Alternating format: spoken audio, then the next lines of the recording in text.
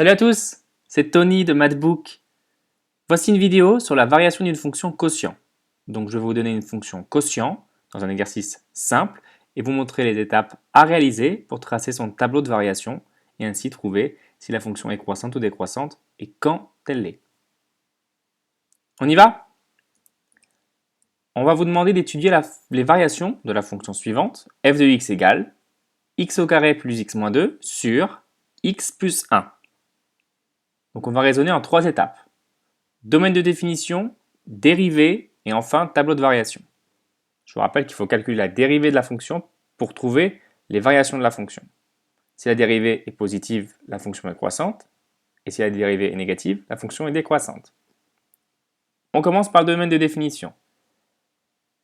Le dénominateur de la fonction ne doit pas être nul. Donc x plus 1 doit être différent de 0. On n'a pas le droit d'avoir une fraction de dénominateur nul. Ce qui fait que x doit être différent de moins 1. Donc le domaine, c'est R privé de moins 1. Toutes les valeurs qu'on veut, toutes les valeurs réelles, sauf moins 1.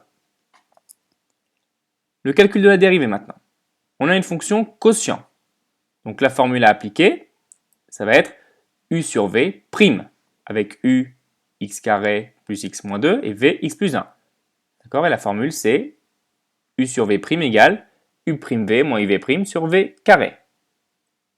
Donc on écrit d'abord u, que je viens de vous le dire, le numérateur, et v, le dénominateur.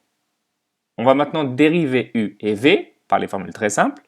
U' égale 2x plus 1 et v' égale 1. On applique bêtement la formule qu'on a là.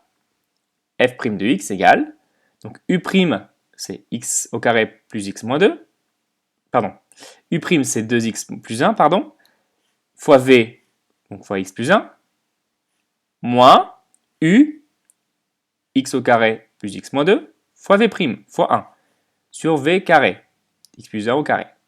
Tout simplement, c'est du recopiage. Une fois qu'on a posé uv et u', v', c'est du recopiage.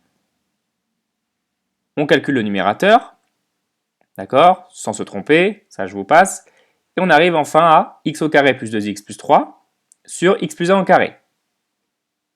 Maintenant, il va falloir savoir quand est-ce que la fonction s'annule, enfin que la dérivée s'annule. F' de x égale 0. Déjà, on peut dire que le dénominateur, x plus 1, il est toujours positif. X plus 1 au carré, puisque c'est au carré. Une valeur au carré est toujours positive. Donc on va s'occuper du numérateur.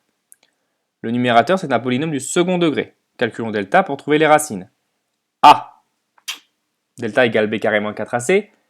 Et delta égale moins 8. C'est négatif. Donc en fait, quand c'est négatif, je vous le rappelle, un polynôme dont le delta est négatif, c'est un polynôme qui sera toujours positif. Donc le numérateur, x au carré plus 2x plus 3, est toujours positif. Du coup, ça nous donne le tableau suivant. On l'infini plus l'infini, on n'a aucune racine, sauf qu'on a une valeur interdite, qui est moins 1, on n'oublie pas de la mettre là. Ici, on va mettre les racines et les valeurs interdites. Là, on n'a pas de racine, on n'a qu'une valeur interdite. On met moins 1. Et je vous rappelle qu'on met dans l'ordre, de moins l'infini à plus l'infini. Comme c'est une valeur interdite, on va mettre une double barre, et la fonction, enfin la dérivée, pardon, la première ligne, est toujours positive. Donc plus et plus. Un plus, fonction croissante, un autre plus, une fonction croissante. Donc la fonction f de x est croissante de moins l'infini à moins 1, elle a une asymptote en moins 1, elle ne touchera jamais moins 1 parce que c'est une valeur interdite, elle est croissante aussi de moins 1 à plus l'infini. Cette vidéo vous a plu? Alors rejoignez-nous sur mathbook.fr en cliquant sur le lien juste là, en haut à droite, sur le lien de la vidéo, pour découvrir le cours, les exercices corrigés, les quiz interactifs et toutes les autres vidéos des chapitres de la 6e à la terminale. A tout de suite sur mathbook.fr.